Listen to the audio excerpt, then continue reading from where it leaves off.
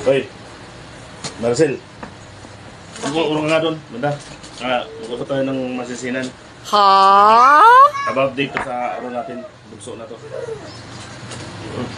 Kaya pala gwapo to eh. Siyempre, gwapo ka man yan eh.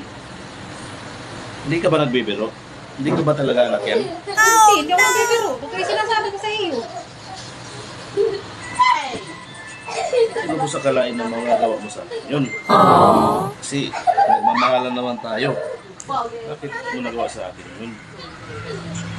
Siyempre, matinding pangailangan ko kaya ako nagawa yun.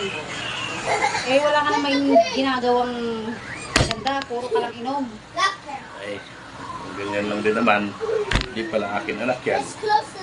Ay, mas maganda siguro magpakamatay na lang ako. Mas Roberto, wag ako. Bakit? Totoo. Pagpatuloy nga. Hindi mo magawa.